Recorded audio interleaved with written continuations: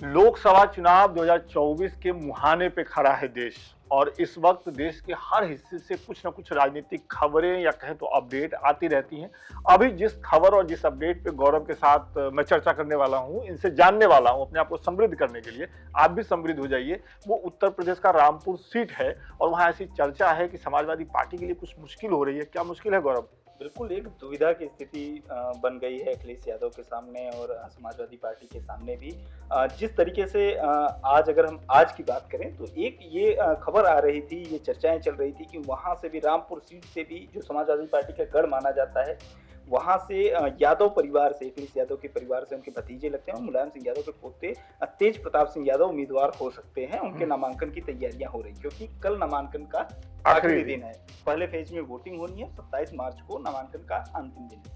तो ये सारी खबरें अभी चल ही रही थी, इस पर चर्चाएं हो रही थी कि कौन है तेज प्रताप सिंह यादव, क्यों उनको लाया जा रहा है। इसी बीच रामपुर की जो जिला यूनिट है समाजवादी पार्टी की और जो रामपुर के समाजवादी पार्टी के सीनियर नेता हैं, सांसद, विधायक, पूर्व प्रत्याशी, वो आते हैं और एक प्रेस कॉन्फ्रेंस करते हैं और ये कहते हैं, अगर हम उस पूरी बातचीत का एक लाइन में ये उसका निष्कर्ष निकालें तो या तो अखिलेश यादव जो कि समाजवादी पार्टी के राष्ट्रीय अध्यक्ष हैं रामपुर से चुनाव लड़े या फिर हम इस सीट से चुनाव का बहिष्कार करेंगे।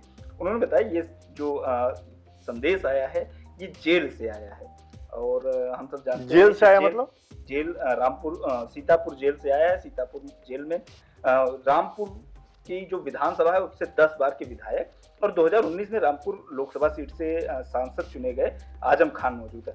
आजम खान समाजवादी पार्टी के संस्थापक सदस्य हैं और उन एक मुलायम सिंह यादव के बाद वो मतलब कद्दावर नेता माने जाते थे समाजवादी पार्टी में। उनका काफी दबदबा माना जाता है। हालांकि जब से 2017 से बीजेपी की सरकार बनी है राज्य में, तब से वे कोर्ट कचहरी जेल के चक्कर लगा रहे हैं। केवल वही नहीं, उनका पूरा परिवार ही। और इस समय की अगर हम बात करें तो उनकी पत्नी तंजीम फातिमा और उनके बेटे जो है वो भी विधायक थे, अब्दुल्ला आजम। तीनों लोग जेल में बंद है और तीनों लोगों की सदस्यता जा चुकी है।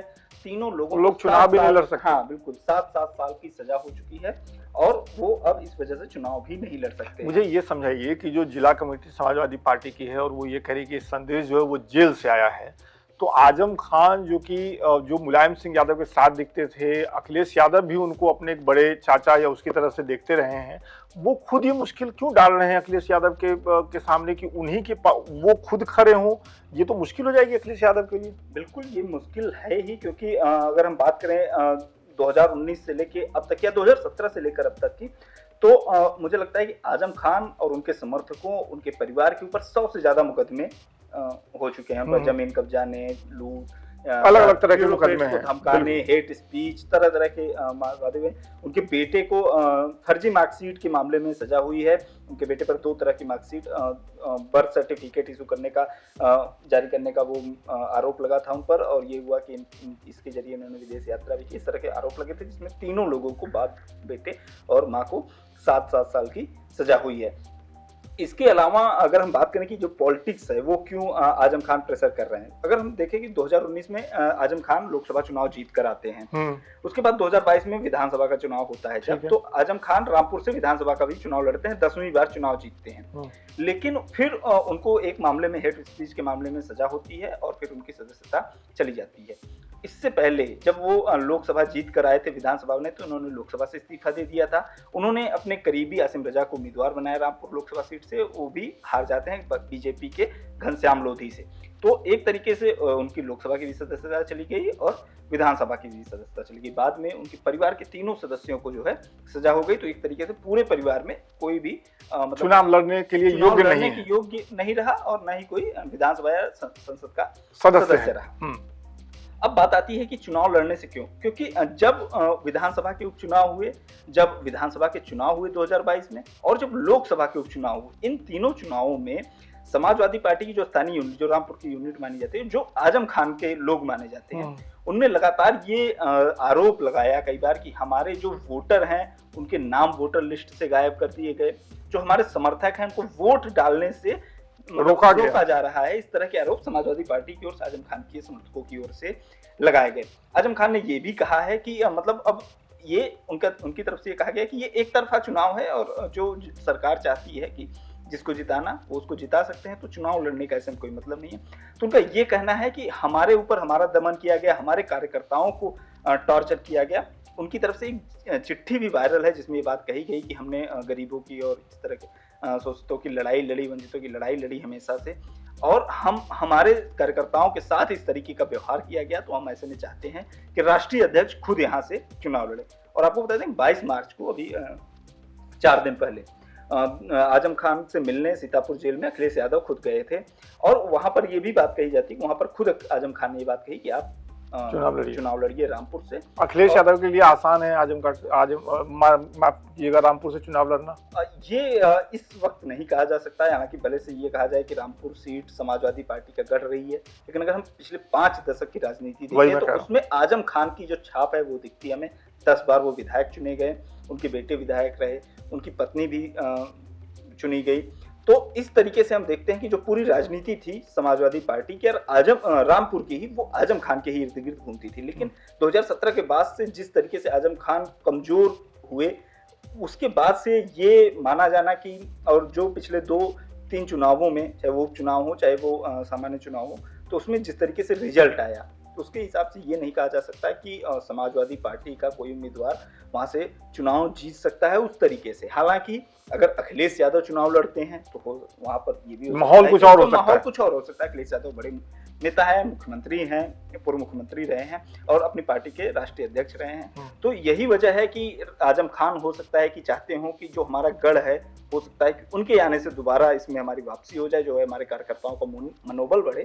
तो इस वजह से वो प्रेशर पॉलिटिक्स एक तरीके से क्रिएट। अब यहाँ 2 बातें हैं। अब देखिए, जैसे कि जो सपा इकाई है रामपुर की, जो कह रही है 2 बातें हैं। एक, वो कह रहे हैं कि अमुक उम्मीदवार यहाँ आकर के चुनाव लड़े, वो अखिलेश यादव को, उनका ये कहना है। और अगर वो नहीं लड़े तब वो हवाला दे रहे हैं कि चूंकि हमारे वोटर्स के नाम काटे जा रहे हैं, उनको वोट नहीं दिए जाने, एक मिनट मेरा सवाल है कि वोट नहीं दिया जा रहा है, इस वजह से हम वोट का बहिष्कार करेंगे। तो 2 अलग अलग बातें हैं। या तो वो अपना पसंदीदा उम्मीदवार चाहते हैं, चाहे वो अखिलेश यादव के रूप में हो या फिर अखिलेश यादव के कोई परिवार का हो। तो एक तो ये बात है, कहीं इसमें गढ़ बचाने की बात तो नहीं है। आजम खान बहुत सीनियर नेता है, कहीं ऐसा तो नहीं चाहते कि भाई सपा के किसी दूसरे, तीसरे, चौथे नेता को वो सीट चली जाए उनकी सीट से और वो गढ़ उनमें। ये बात जो समाजवादी पार्टी के जानकार हैं वो भी ये जानते हैं और अखिलेश यादव भी जानते हैं ये बात कि जो आजम खान को नाराज करके रामपुर नहीं जीता जा सकता। यही वजह है कि वो सीतापुर जेल मिलने भी गए उनसे। और ये बात, मतलब आज जिस तरीके से प्रेस कॉन्फ्रेंस में आपने एकजुटता देखी कि जो विधायक हैं चमरौआ सीट से वो मौजूद थे वहां पे, पूर्व प्रत्याशी जो थे वो मौजूद थे वहां पे, जिलाध्यक्ष जो थे अजय सागर वो मौजूद थे वहां पे। मतलब जो एक तरीके से हम कहते हैं कि जो रिप्रेजेंटेटिव जो थे और जो संगठन के लोग थे, उस पर पूरी तरीके से पकड़ आजम खान का है, जबकि वो नेपथ्य में है इस समय, जेल में है इस समय। इसके बावजूद तो ये कहना कि मतलब कहीं किसी और को टिकट न दे समाजवादी पार्टी, ये क्योंकि आजम खान केवल रामपुर के नेता नहीं, आजम खान मुझे लगता है पूरे उत्तर प्रदेश में एक अपनी वो प्रभाव रखते हैं। उनका एक अलग वोट बेस है, लोगों में उनके प्रति सहानुभूति भी है, जो एक तरीके से हम कह सकते हैं कि मुस्लिम समाज में खास तौर पर, क्योंकि जिस तरीके से उनके खिलाफ कार्रवाई की गई है योगी सरकार आने के बाद, तो वो आजम खान, बल्कि अखिलेश यादव को लेकर भी काफी ये आलोचना होती रहती है कि वो आजम खान को ध्यान नहीं देते, आजम खान जेल में बंद है, उनकी सुन नहीं लेते, उनसे मिलने नहीं जाते। तो इस तरह की भी अगर ये बात मतलब मुझे तो कम से कम ये समझ में नहीं आता है कि अखिलेश यादव बिना आजम खान की सहमति के रामपुर से कोई और उम्मीदवार। अब मुझे ये बता दीजिए, मैं आपकी बात से सहमत हूँ जो जानकारी आप दे रहे हैं, लेकिन मुझे ये बताइए कि अब कल नामांकन का आखिरी दिन है, पहले फेज में वहाँ चुनाव है, अब ये बम पटका गया है अखिलेश यादव के सामने, क्या रास्ते हैं उनके पास? कल आखिरी दिन है नामांकन का, अभी तक कोई सुगबुगाहट नहीं है सपा की तरफ से, क्या करेंगे? सीतापुर जेल से मिल के भी आ गए हैं। जैसा कि हम सब जानते हैं कि आजम खान नाराज बहुत जल्दी होते हैं, मतलब इसकी काफी वो रहा है कि वो जब मुलायम सिंह यादव थे तब भी कई बार वो उनको मनाते थे और वो मान भी जाते थे, उस तरह के माहौल रहता था। 2019 में भी उन्होंने चुनाव लड़ने से मना कर दिया था, बाद में अखिलेश यादव ने उनको मनाया था। तो एक तो ये ऑप्शन है कि उनको मनाए अखिलेश यादव, और जो तेज प्रताप यादव की बात, किस बात के लिए मनाए? कि जो हम उम्मीदवार दे रहे हैं या यादव परिवार से उम्मीदवार आ रहा है, उसको या फिर जो भी आप उम्मीदवार दे रहे हैं। अच्छा, मतलब अगर अपने किसी करीबी को चुनाव लड़ाना चाहते हैं आजम खान, तो उसके लिए भी हो सकता है उनको तैयार किया जाए। ठीक है, आप अपने ही आदमी को चुनाव लड़ाइए, लेकिन मैदान में तो आए कम से कम। और दूसरा ये भी हो सकता है कि अखिलेश यादव वहां से चुनाव लड़ें, जिसकी संभावना मुझे लगता है कि बहुत कम है, क्योंकि अखिलेश यादव मुझे लगता है कि कन्नौज सीट से अभी तक उन्होंने उम्मीदवार कोई नहीं घोषित किया है, और ये माना जा रहा है कि कन्नौज सीट, चूंकि अखिलेश यादव पहली बार वहीं से चुनाव लड़े थे, वहीं से सांसद बने थे, तो ये माना जा रहा है कि कन्नौज जा सकते हैं। हालांकि वो जाएंगे या नहीं जाएंगे ये उन्हीं को पता है, या समाजवादी पार्टी के लोगों को पता है, लेकिन एक संभावना ये भी जताई जा रही है कि कन्नौज से अखिलेश यादव चुनाव लड़ेंगे, अगर वो लड़ते हैं तो ये है पूरी बात। गौरव, बहुत बहुत शुक्रिया इतने शॉर्ट नोटिस पे हमारे दर्शकों को और मुझे ये जानकारी देने के लिए। राजनीतिक संभावनाओं का खेल है, आज हम ये बात कर रहे हैं, हमें भी नहीं पता कि अगले 2 घंटे में क्या घोषणा हो जाएगी।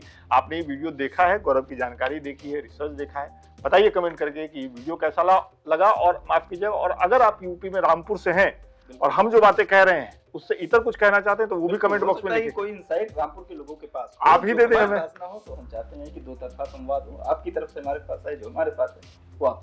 मंच खुला हुआ है। बहुत बहुत शुक्रिया, बहुत बहुत शुक्रिया गौरव।